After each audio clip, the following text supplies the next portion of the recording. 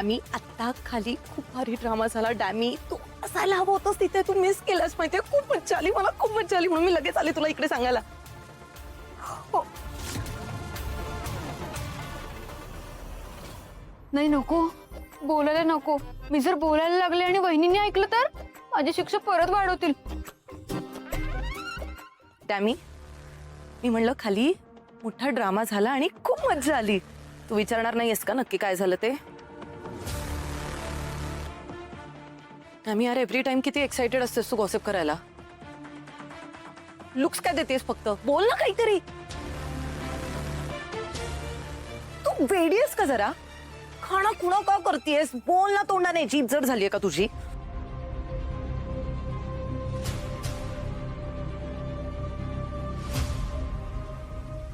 Yes, तुला शिक्षा मिळाली आहे ना गप्प बसण्याची. मी उगाच एनर्जी वेस्ट केली. मूर्ख आहेत सगळ्या घरातले.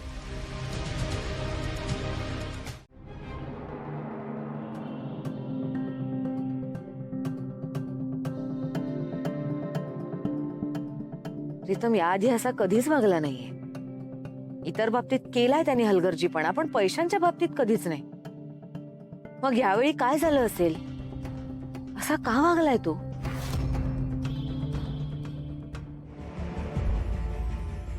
हे घ्या आई. हे काय? यात माझे सगळे दागिने आहेत. ह्याचे 50 लाख होतील की नाही माहित नाही, पण कमी पडले तर सांगा, मी आबांकडून अजून मागवून दे. तुला कळतंय तू काय बोलतेस ते? हो आई, मला कळतंय मी काय बोलते. आई तुम्ही 50 लाखांसाठी प्रीतमना एवढं बोलायला नको होतं. ह्या सगळ्यांचा त्यांना किती त्रास होतोय ना याची कल्पना नाहीये तुम्हाला, आणि होणारही नाही. तुम्हाला आता फक्त तुमचे 50 लाख रुपयांचं नुकसान दिसतंय, पण तुम्ही प्रीतमवर दाखवलेला अविश्वास त्याच्यामुळे ते किती खचलेत ना हे दिसत नाहीये तुम्हाला. पण एक बायको म्हणून मी त्यांचा त्रास अजून नाही सहन करू शकत. तुम्हाला तुमचे 50 लाख रुपये मिळण्याशी मतलब आहे ना? हे घ्या माझे दागिने आणि विकून टाका.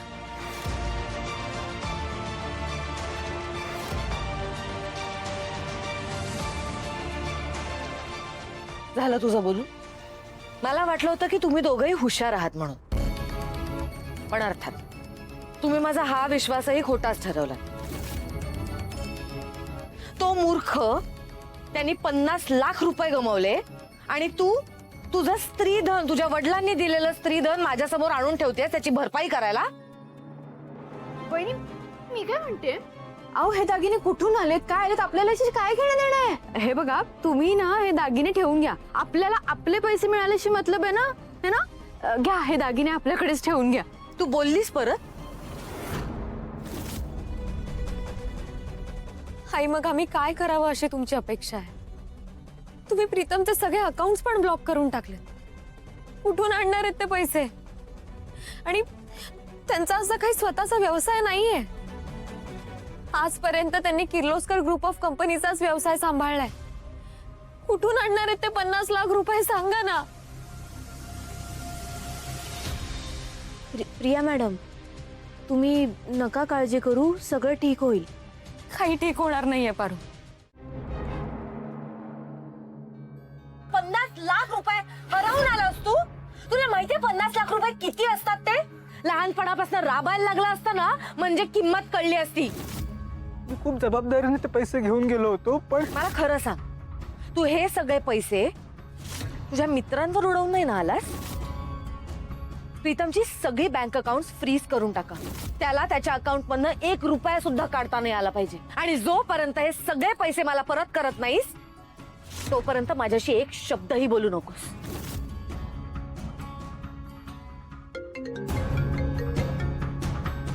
अरे प्रीतम ब्रो. हां हॅलो दिन्या.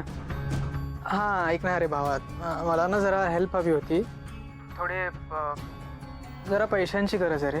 तुला आणि पैसे? अरे काय चेष्टा करतोस काय रे? हा? अरे तू किर्लोस्कर आहेस, किर्लोस्कर. तुला काय पैशाची गरज रे? अरे नाही, चेष्टा नाही करत आहे. सिरियसली पैसे हवेत मला. एकाला परत करायचे ते जरा. ओके ठीक आहे. तर मला सांग किती पैसे हवेत तुला? 50 लाख. काय? 50 लाख? खूप मोठी रक्कम आहे रे. माहिती आहे मला मोठी रक्कम आहे.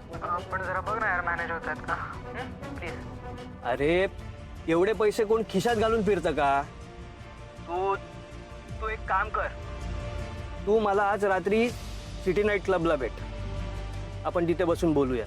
ओके ओके, मी येतो. भेटू. Yes, bye.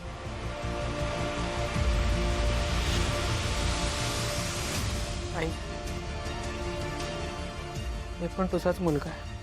तुझे सगळे पैसे तुला नक्की परत करेन मी.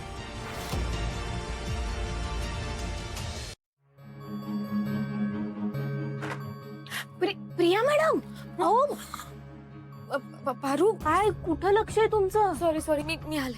ठीक आहे, तुम्ही शांत व्हा आधी. प्रिया मॅडम, देवी आई प्रीतम सरांवर रागवल्या, त्याचाच विचार करत होतात ना तुम्ही? हो. पारू, आई आज खूप विचित्र रिॲक्ट झाल्यात ग.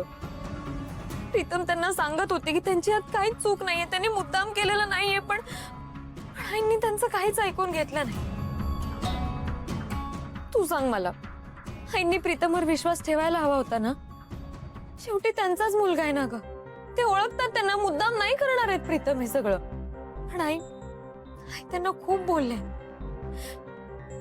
प्रीतमच्या मनाला हे सगळं खूप लागलंय ग. ते खूप दुखावले गेलेत. मला ना काय करू काही कळतच नाहीये.